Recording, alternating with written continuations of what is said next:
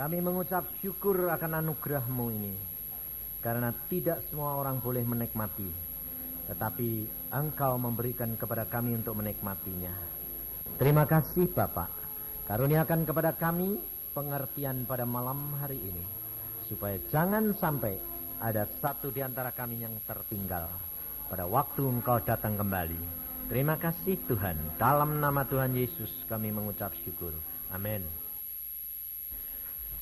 Saudara-saudara yang kasih dalam Tuhan, mari kita buka firman Tuhan di dalam Matius pasal yang ke-24.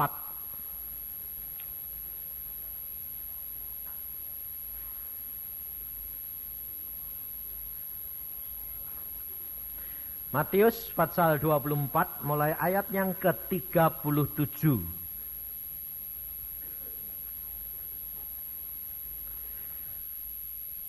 Sebab sebagaimana halnya pada zaman Nuh, demikian pula halnya kelak pada kedatangan Anak Manusia.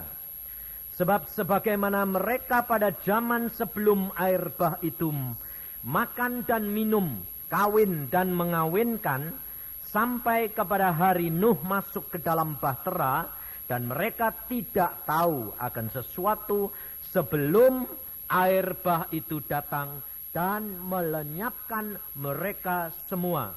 Demikian pula lah halnya kelak pada kedatangan Anak Manusia. Sampai di sini lebih dahulu. Saudara perhatikan, Tuhan Yesus mengharapkan kepada saudara dan saya untuk selalu berjaga-jaga dan berdoa. Mengapa Tuhan Yesus mengatakan pada kita diumpamakan dan disamakan dengan keadaan pada waktu Nuh? Kita lihat di dalam kitab Kejadian pasal yang ke-6 ayat 9 sampai dengan ayat yang ke-12, supaya kita mempelajari Alkitab ini saudara secara keseluruhannya, supaya saudara dan saya menikmati apa yang dijanjikan oleh Allah kepada kita. Inilah riwayat Nuh.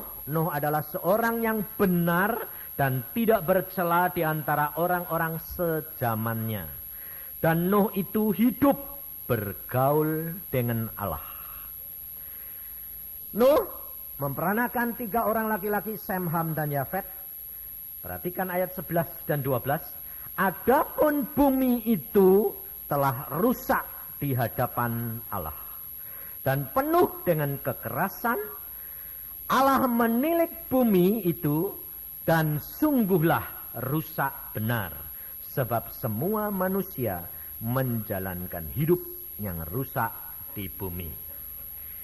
Ini yang menyebabkan mengapa Allah, Yesus Kristus Tuhan, menyamakan kedatangan Yesus Tuhan dengan keadaan zamannya Nuh. Bumi sungguh sudah rusak. Yang rusak buminya atau manusianya, saudara? Hah? Manusianya. Tapi Alkitab berkata apa? Bumi. Kenapa kok Tuhan mengatakan buminya, kok enggak manusianya yang rusak? Kenapa? Sebab saudara dibentuk Allah dari tanah, bumi. Jadi yang bodol itu buminya. Karena saudara asalnya dari tanah. Maka dari itu Tuhan berkata, kamu akan kembali kepada tanah karena kamu berasal dari tanah. Maka dari itu kita perhatikan saudara, bahwa pada saat sekarang ini, kekerasan manusia hidup dengan caranya sendiri semuanya. Kita lihat, kekayaan tidak menjamin. Justru kekayaan membuat sengsara. Karena apa? Diincar penjahat terus. Sekarang ini orang yang hidupnya penuh dengan kelimpahan, deg-degan. Enak yang kaya apa enak yang cukup? Wah, jawabannya dua-duanya. Saudara tahu? Enak yang cukup. Kenapa saya bilang enak cukup? Orang yang kaya belum tentu cukup. Orang yang bilang kaya itu ukuran yang ngukur orang lain atau dirinya sendiri? Orang lain toh? Saudara punya gaji seperti Pak Peter tadi, 10 juta. Kira-kira orang yang gajinya 100.000 bilang kaya enggak? Kaya, tapi cukup enggak? Belum tentu. Betul enggak? Tapi kalau saudara cukup, yang 100.000 pun cukup, yang 10 juta, 1 miliar pun cukup. Allah sanggup lakukan segala perkara. Ya enak yang cukup apa enak yang kaya? Ngomong Alkitab ngomong kok. Orang kaya susah masuk surga.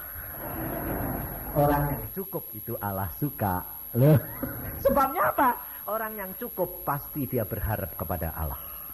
Orang kaya susah masuk surga karena berharap kepada kekayaannya. Loh, tak masuk gue nanti. Tobat. Dia bilang, iya tobat saya. Maka dari itu saudara, kalau saudara dan saya mau menjadi pelaku-pelaku firman, saudara tidak ada kegelisahan, tidak ada kekhawatiran. Alkitab berkata, Yesus yang berkata, bukan saya. Damai sejahtera yang aku berikan kepadamu tidak sama dengan damai sejahtera yang diberikan oleh dunia. Jangan kamu takut, jangan kamu gelisah. Itu pasti orang cukup. Kenapa? Sebab dia butuh banyak diberi banyak, butuh sedikit diberi sedikit, jadi tidak pusing. Betul tak? Mau diincar sama penjahat, tidak bakal. Nah, penjahatnya bingung kok.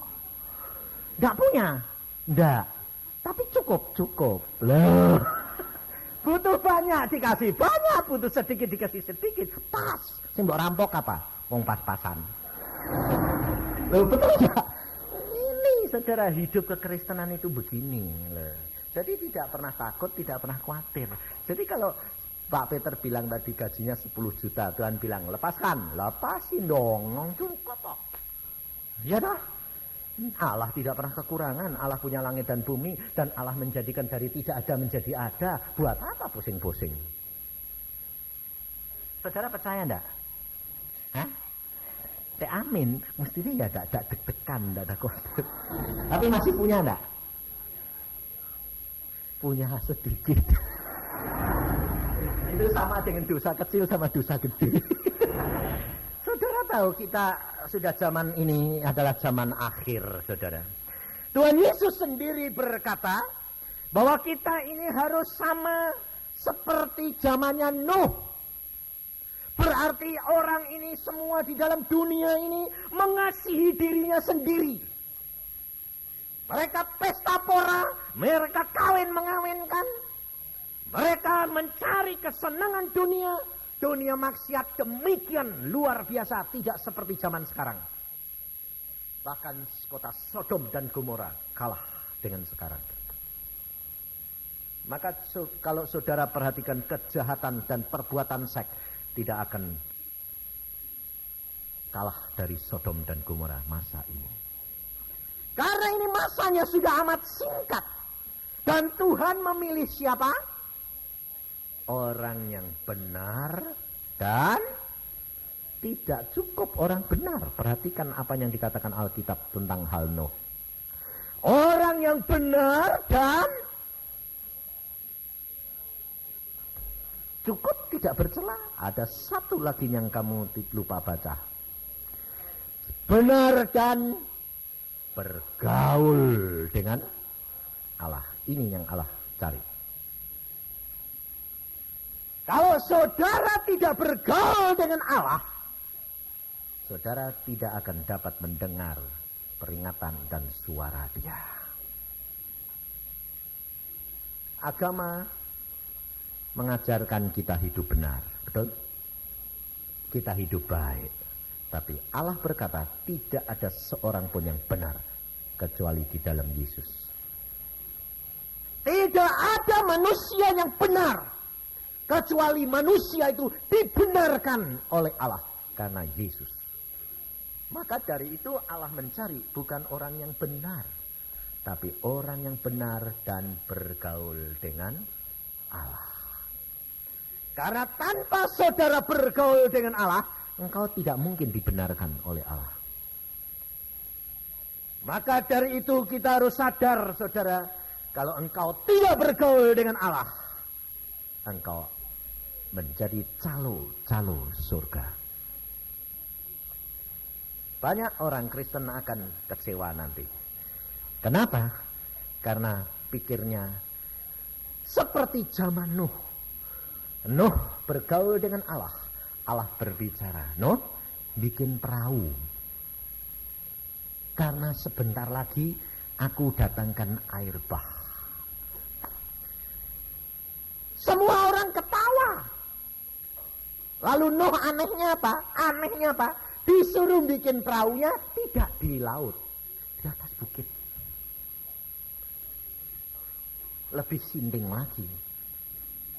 Nuh lalu memanggil tukang-tukang, yuk ke atas bukit cari kayu, motong kayu, bikin perahu. Nuh bikin perahu ya di bawah, enggak di bukit. Nah nanti nurunkannya bagaimana? Enggak usah diturunin, airnya naik. Hah? Kira-kira sinting enggak? Hah? Sama enggak saudara sekarang?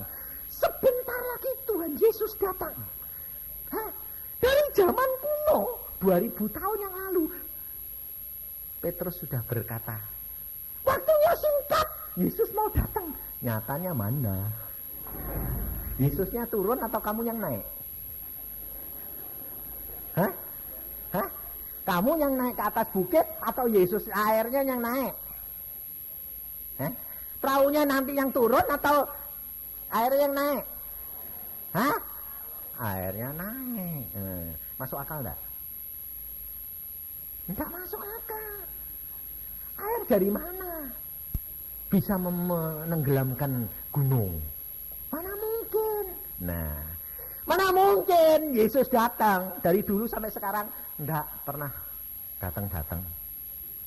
Enggak usah fanatik. Jadi kalau kamu jadi anak Tuhan, rajin diketawai enggak? Hah? Loh, kalau diketawai, saudara harusnya bilang apa?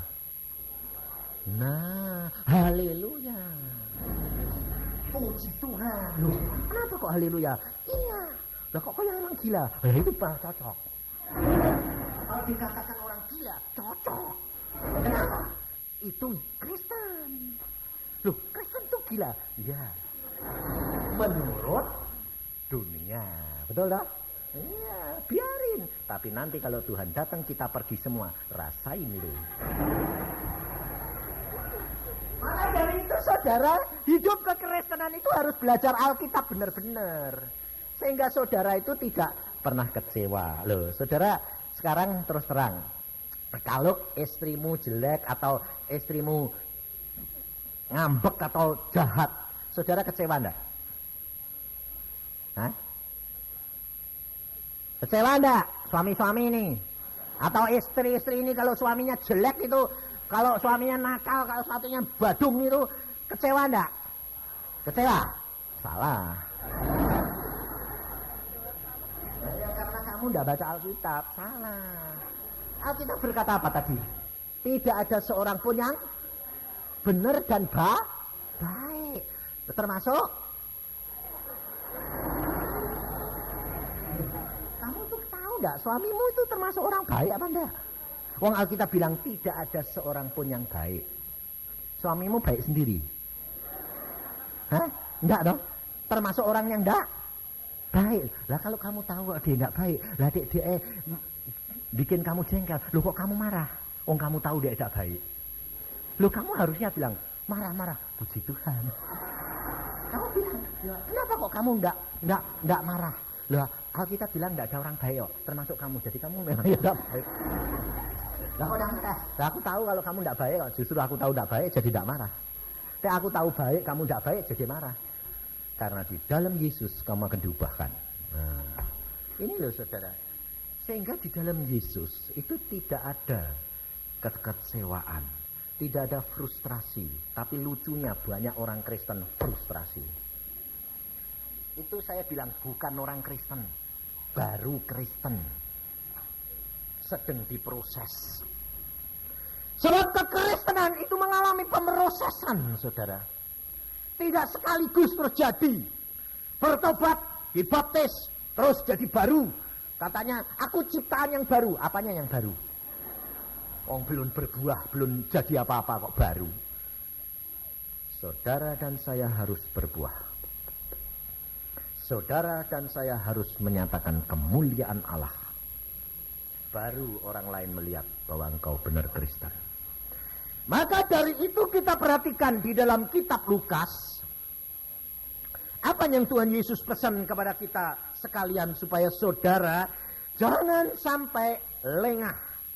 Di dalam kitab Lukas pasal 21 mulai ayat 34.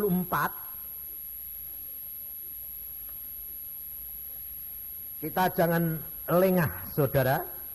Jagalah dirimu supaya hatimu jangan syarat oleh pesta pora dan kemabukan serta kepentingan-kepentingan duniawi. Dan supaya hari Tuhan jangan dengan tiba-tiba jatuh ke atas dirimu seperti suatu jerat.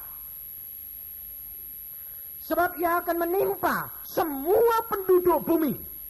Berjaga-jagalah senantiasa sambil berdoa supaya kamu beroleh kekuatan untuk luput dari semua yang akan terjadi itu dan supaya kamu tahan berdiri di hadapan Anak Manusia. Perhatikan ini.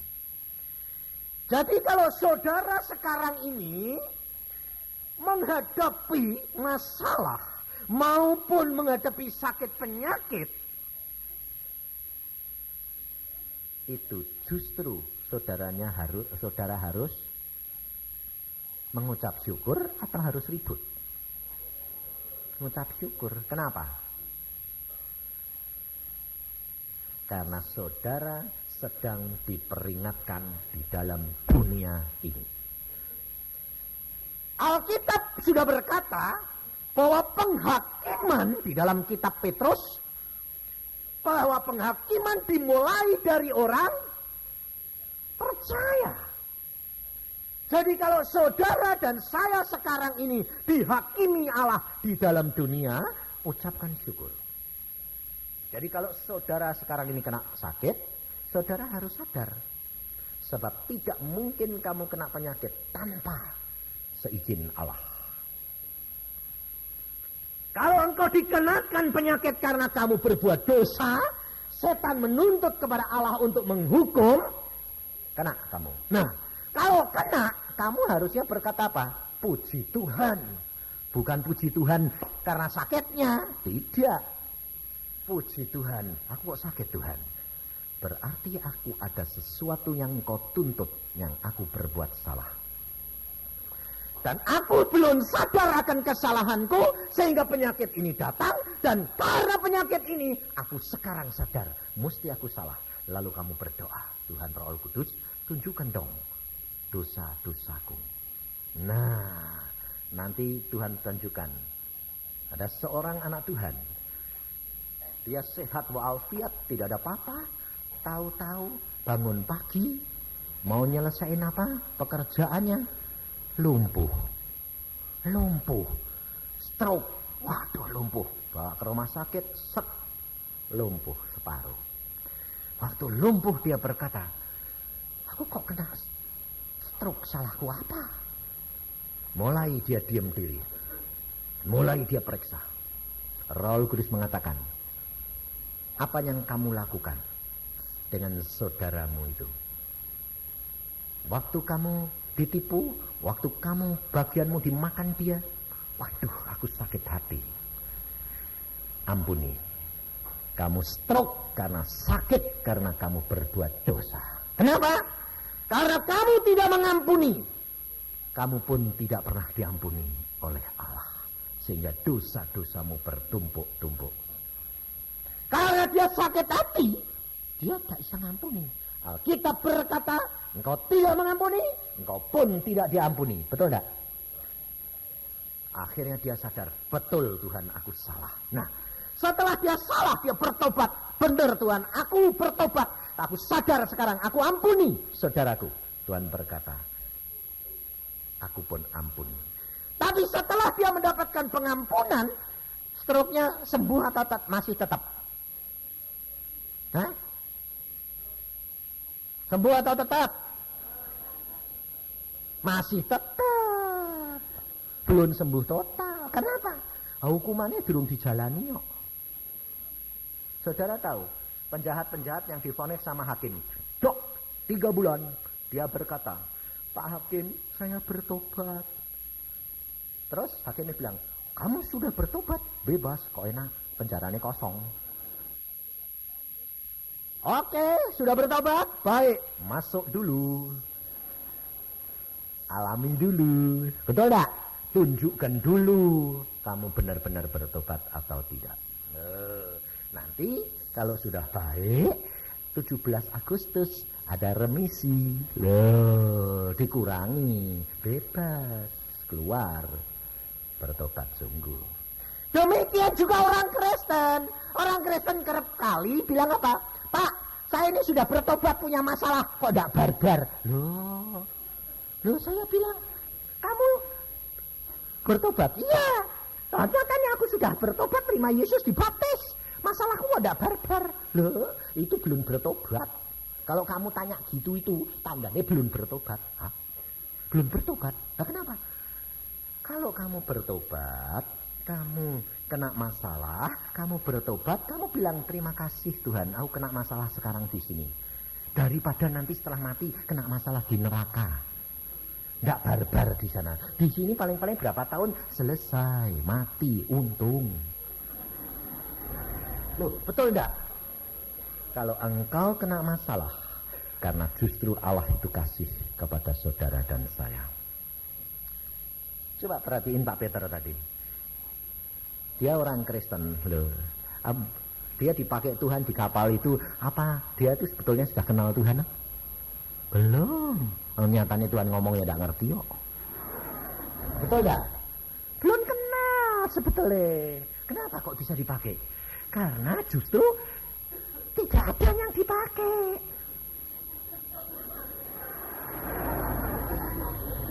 Betul lah. Karena tidak ada. Lah Tuhan yang berkuasa. Coba lihat Peter, oh Kristen, tapi lumayan lah Kristennya. KTP gak apa-apa, coba. Betul enggak? Bukan karena dia kenal Tuhan. Lalu kalau saudara dicomot bisa enggak sama Tuhan? Bisa. Kenapa? Bisa. Sebab saudara sudah ngaku anak Tuhan, dia juga ngaku Kristen. Iya. Tapi KTP, iya. KTP itu bukan kartu penduduk loh. KTP itu K itu Kristen, T itu tanpa, P itu pengalaman. Loh, enggak punya pengalaman sama Yesus. Jadi KTP Kristen seminggu sekali ya. Itu KTP. Tapi kalau nanti ada masalah yang justru menghadapi mati dan hidup, Allah justru mau pakai. Siapa yang mau dipakai? Yang sedia. Kan di situ ada 2 orang Kristen loh. Kenapa yang satu tidak dipakai? Kenapa kok dipilih Peter? Sebab dia lebih nekat. Loh, benar enggak? Kalau orang itu yang satunya Kristen itu lebih nekat, pasti orang satunya yang dipakai. Sebabnya apa? Allah itu tahu hati, tahu pikiranmu. Kamu Kristen, tapi kalau disuruh nekat gak berani, ya tidak bisa dipakai, betul enggak? Dia berani kok nekat kok. Pergi, anjungan, ya. Jalan ke sana, haluan, ya. Padahal enggak mungkin. Mungkin, karena apa? Tuhan tahu kok, ini nekatnya setengah mati kok. Saudara tahu? Allah itu memanfaatkan apa yang ada di dalam diri kita. Jangan saudara ukur, waduh kalau saya tidak berani. Allah berkuasa dan Allah tahu apa yang ada di dalam diri saudara. Dan Allah dapat pakai engkau. Tidak terbatas siapapun juga. Tapi untuk dapat dipakai oleh Allah, harus ada tekad, Dan ada orang yang nekat, bukan tekad, nekat. Sebab apa? Sebab Allah tidak dapat menyatakan kemuliaannya tanpa orang itu sedia mati untuk dia. Ini saudara. Jangan saudara kira bahwa engkau dipakai Tuhan itu karena apa? Karena kamu tidak menghadapi masalah antara hidup dan mati. Masalahmu masalah biasa, ya pasti tidak dipakai. Tuhan tahu kamu tidak percuma. Tapi kalau sudah antara hidup dan mati, Tuhan bisa pakai siapa saja. Karena kalau manusia masih bisa, Allah tidak turut campur. Kalau manusia sudah tidak mempunyai jalan, Allah baru turun tangan. Sebab itu mujizat Allah harus terjadi. Iya dah? Nah, jadi kalau saudara punya masalah yang masih ringan-ringan, Allah turut ambil bagian belum? Belum. Jadi pantesan orang Jakarta tidak banyak melihat mujizat. Sebabnya semua masih santai. Tapi coba kalau kamu nanti terjun ke daerah di dalam keadaan yang sulit, lah itu kamu harusnya bilang puji Tuhan. Kenapa? Justru sulit. Nyatanya nanti kalau sulitan datang, Allah mesti turun tangan. Kalau tidak, Allah malu dong. Nah, ya toh? Bapak, siapa yang membiarkan anaknya celaka? Tidak mungkin. Pasti ditolong. Mati pun tidak apa-apa, bakal bangkit. Loh, Allah. Dengan tidak. Loh, ini loh saudara, ini hidup kekristenan. Sebab Allah sudah berkata, Tuhan Yesus, jagalah dirimu supaya hatimu jangan syarat oleh pesta pora, oleh kemabukan dan kepentingan-kepentingan dunia ini. Saudara, zaman sekarang ini orang Kristen takut menderita. Mengapa penyakitnya tidak sembuh-sembuh? Mengapa masalahnya tidak beres-beres? Karena dia tidak mengucap syukur. Dia masih ribut, minta kesembuhan, minta masalahnya selesai. Justru itu tidak akan selesai.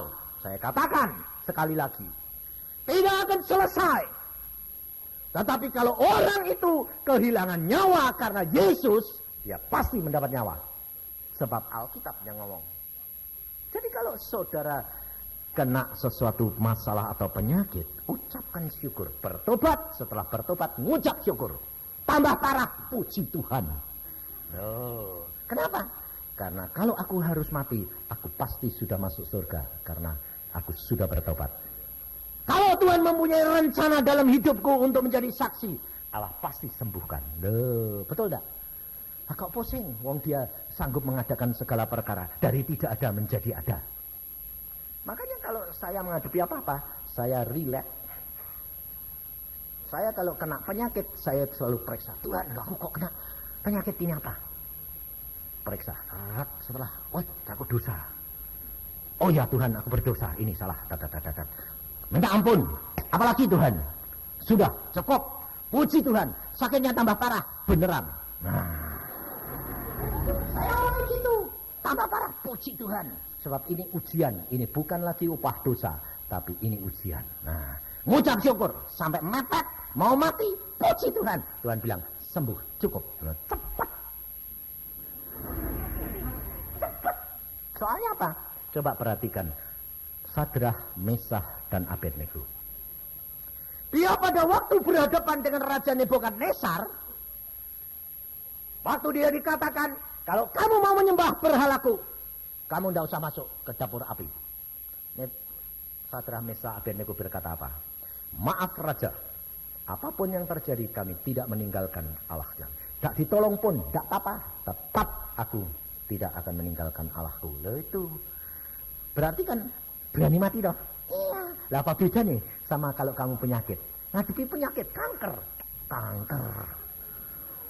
Raja penyakit tuh kanker itu. Iya dong. Apa?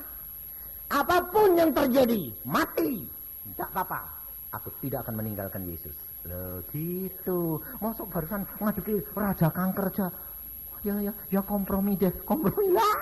Malah kankernya repot.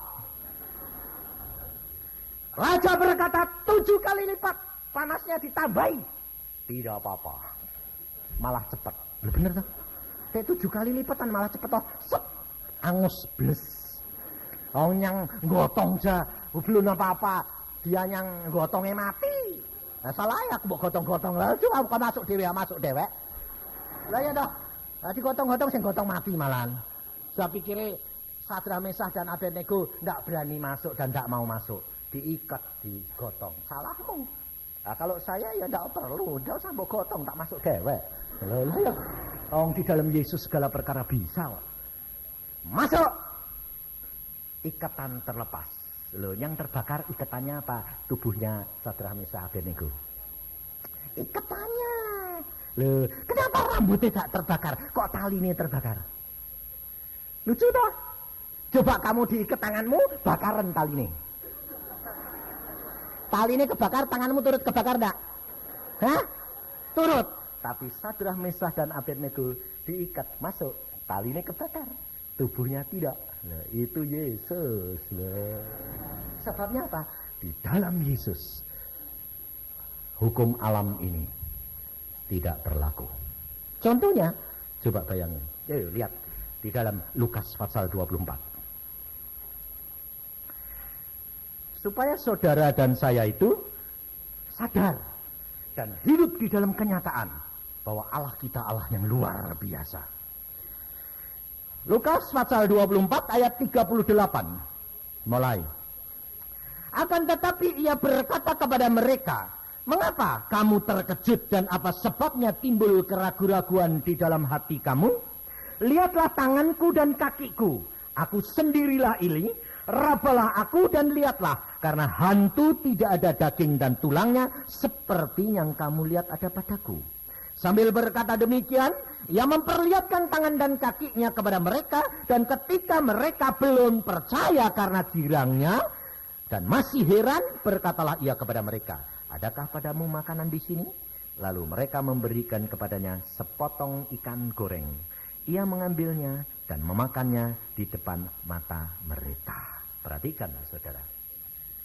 Tuhan Yesus pada waktu murid-muridnya kumpul, masuk melalui apa? Hah? Pintunya dikunci semua enggak? Masuknya jeblos enggak?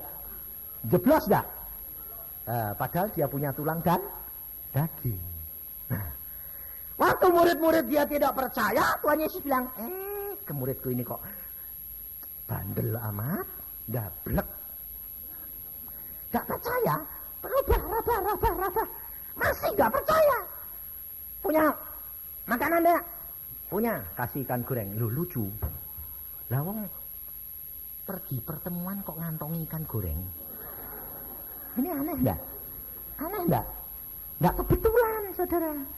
Karena apa? Ini kenyataan. Orang Kristen tuh kemana-mana ngantongi. Ini diurusi apa? Makan terus. Lalu Tuhan berkata, kamu punya ikan goreng, amalnya makanan? Ada, Tuhan ini ikan goreng. Ya, dimakan. Tuhan makan ikan goreng. Lalu ikan goreng itu masuk dalam perut Yesus. Pada waktu Yesus keluar lagi, ikan gorengnya turut tembus tembok, Pak. Atau dia tembus ikannya keri. Ikan goreng itu pada waktu masuk perutnya Yesus, terus Yesus setelah berkata-kata dia pergi lagi, blus, hilang. Ikan gorengnya turut tembus atau ketinggalan? Hah? Ikut Yesus atau ketinggalan? Ikut. Loh, ketinggalan. Loh, tadi Yesus keluar ikannya keri. Gak ada. Ikut. Lo sudah masuk di perut Yesus kok. Bawa suruh ketinggalan gitu, copot. Nah itu kan sudah dipunya sama Yesus. Lah kalau ketinggalan nanti bagaimana? Jadi apa? Enggak berupa ikan lagi itu. Saudara tahu, ikan goreng pada waktu masuk dalam tubuh Yesus tembus tembok. Saudara dan saya, Alkitab berkata apa Yesus? Kalau engkau di dalam aku, engkau di dalam aku. Ikan goreng sama enggak? Hah? Engkau di dalam aku, kata Yesus. Ikan goreng masuk perutku, sama enggak? Jikalau engkau di dalam aku. Yohanes 15 ayat 7. Dan firman-Ku di dalam kamu. Minta apa saja, kamu akan dapat. Jikalau engkau di dalam Yesus, masalah apapun hukum alam tembus. Mosok kalah sama ikan goreng? Loh, betul enggak? Mosok kalah sama ikan goreng? Gampang toh. Kamu masuk saja di dalam diri Yesus, firman masuk dalam kamu, apa saja yang kamu lakukan dapat. Enak lah, itu rahasianya, saudara. Maka dari itu kesembuhan akan terjadi dengan sendirinya. Jangan saudara ribut. Kok tidak sembuh-sembuh ya? Lah, itu tandanya kurang percaya. Semua dimulai dari dalam. Anak Tuhan tadinya kena stroke karena ada sakit hati. Saudara punya penyakit karena dosa terhadap Allah. Saudara bertobat. Dari dalam dibersihkan. Firman yang menjelma menjadi daging. Bukan daging jadi firman. Kok balik? Hati lebih dahulu roh yang menjelma menjadi satu kenyataan. Jilmakan Yesus di dalam hidupmu. Jilmakan firman menjadi satu kenyataan dalam hidupmu. Jadi saudara itu gampang. Saya terus terang kalau sakit saudara, saya nggak pernah gini. Minta Tuhan Yesus sembuh. Dah. Bertobat dulu, habis itu ngucap syukur. Setelah ngucap syukur, apa terjadi? Terima kasih Tuhan. Terima kasih Tuhan. Segala perkara yang kau lakukan ini untuk kebaikanku. Terima kasih. Kalau engkau hukum sekarang, di surga aku akan bebas dan tidak usah di dalam neraka. Terima kasih. Lalu apa? Sakit ini. Oh, ini perkara sepele. Aku sudah bertobat dan aku mau jalani. Terima kasih. Pada waktunya kamu harus kabur. Dalam nama Tuhan Yesus. Selesai. Selesai. Lari sendiri. Gak tahu bagaimana caranya. Tahu-tahu kok silang. Beres. Gak usah khawatir. Seperti seorang ibu yang sakit kanker stadium keempat. Dia berkata, ini ganas sekali. Dan maksimal 3 bulan. Tidak lebih, dokter bilang. Lalu dia berkata, Pak, aku cuma divonis dokter 3 bulan. Kalau divonis dokter 3 bulan, ucap syukur. Kenapa? Lah, berarti waktumu cuma tinggal 3 bulan. Nah yuk, malah cepat lu enak loh. Ya Pak, tapi aku belum kerja apa-apa. Jangan khawatir, tidak ada yang terlambat. Cepat-cepat sekarang. Tiap pagi, baca Alkitab, berdoa, mengucap syukur. Supaya kamu punya kekuatan seperti yang Allah katakan. Punya kekuatan untuk menghadap anak manusia. Lakukan.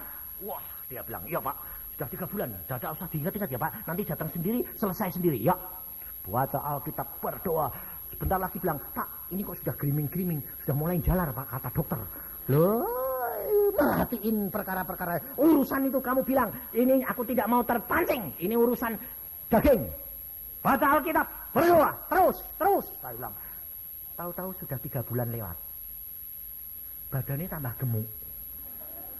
Lalu dia bilang, bagaimana? Wah, pokoknya aku tidak peduli. Besok lusa mati. Kapan dokter 3 bulan? Justru orang bilang, sejak kapan? Dihitung-hitung, loh kok setengah tahun? Loh, kalau gitu lewat. Dia balik ke dokter. Dok, katanya saya 3 bulan. Namanya siapa? Ini, dicari. Ya, kankernya sudah. Wah, tuh sudah tidak bisa ini. Mana dokter? Kok tidak tambah? Diperiksa. Loh, kok malah ngecil, hilang. Kamu tambah gemuk? Iya. Nah, bukan kanker yang gemuk, saya gemuk. Berarti dia gemuk, kankernya cilik. Loh, pakai obat apa? Yesus. Sembuh sampai sekarang sudah 2,5 tahun dan tidak pernah kembali. Yesus. Betul enggak? Kalau saudara itu takut kehilangan nyawa, kamu bahkan takut mati jadi ini. Tapi kalau saudara berani di dalam Yesus dan firman-Ku di dalamnya, jangan kamu takut. Kamu harus berdoa. Kamu harus mengikuti firman, berdoa supaya kamu mendapatkan kekuatan pada waktu Yesus datang kembali. Jangan saudara bilang, kapan Pak datang? Aku bilang, Gak usah ngurusi, tahun lagi. Belum tentu. Dan siapa tahu kalau besok kamu sudah didatangi Tuhan. Ya toh. Saudara tahu besok terjadi apa? Gak tahu toh. Nah, kalau tahu Tuhan datang sendiri kepada kamu. Ayo nak pulang. Mau apa? Oh, kamu bilang mau pulang? Katanya Oktober 92.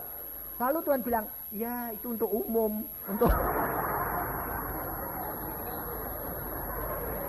Tapi untuk kamu besok. Bingung enggak kamu? Terus nangis. Jangan Tuhan, tunda dong loh. Sudah selesai. Saudara tahu. Saudara enggak usah ngurusi yang tahun depan. Hari ini ada kesukarannya sendiri. Besok ada kesukarannya sendiri.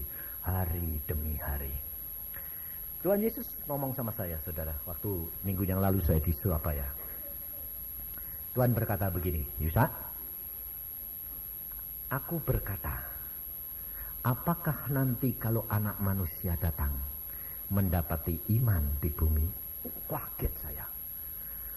Tuhan, berarti kalau engkau nanti datang, banyak orang Kristen tidak sadar akan kedatangan Tuhan, karena tidak punya iman, betul tidak? Lalu saya berkata, wah kalau gitu banyak yang ketinggalan Tuhan. Iya. Wah kalau gitu jangan datang rombongan Tuhan. Datanglah sendiri-sendiri sajalah, lumayan. Sebabnya kalau rombongan, demikian Tuhan datang, tidak ada pertolongan. Tapi kalau Tuhan datang sendiri-sendiri, Tuhan akan memperingatkan, memperhatikan loh. Karena Tuhan itu menyayangi kamu pribadi demi pribadi. Sehingga pada waktu itu saya berkata, loh kalau gitu, apa yang aku harus lakukan Tuhan? Tuhan berkata apa? Lihat zaman sekarang, iblis memberikan apa? Jerat-jerat dengan cara bangun tidur, orang sudah sibuk dengan masalahnya, dan tidak ada kesempatan untuk memikirkan tentang hal Yesus dan imannya. Masuk kantor, sibuk semuanya. Udah masalahnya dibuat ruwet sama setan, sehingga akhirnya tidak punya kesempatan untuk mikir Yesus. Lah kalau tahu-tahu Tuhan datang siang itu, kamu di mana? Sedang ribut sama urusanmu, betul enggak? Itu jerat setan. Tuhan berkata, jangan jaga hatimu, jangan sampai syarat dengan perkara-perkara daging dunia. Lalu saya berkata, bagaimana caranya Tuhan? Ajarkan mereka seperti yang kamu sudah aku ajarkan. Bangun pagi. Sebelum masuk kerja, pagi hari sebelum jam 5, menghadap kepada Tuhan. Lalu katakan, Tuhan, apa yang hari ini aku harus lakukan? Loh. Meskipun saudara bekerja, itu melakukan pekerjaan Allah. Meskipun saudara kerja di kantor, saudara melakukan pekerjaan Allah. Jadi saudara bangun pagi, menghadap dulu, membaca firman, menyembah Dia, dan katakan, Tuhan, apa yang aku harus lakukan hari ini? Nah, kalau kamu tiap pagi begitu, seandainya kamu di kantor sibuk sekalipun, Allah datang, kamu tertolong. Karena hari ini kamu sudah siap apa yang aku lakukan hari ini. Pasti siap toh? Dan kalau Tuhan mau datangnya siang, Tuhan bilang, siap-siap, aku mau datang. Loh. Tapi kalau hari itu ngantuk Tuhan. Masuk kantor sibuk, Tuhan datang. Di mana kamu? Tinggal. Maka dari itu Tuhan berkata, kamu ajarkan seperti yang Allahmu ajarkan kepadamu. Bangun pagi. Tiap pagi kamu katakan. Karena apa? Di dalam Yohanes pasal yang ke-17. Yohanes pasal 17 ayat 4.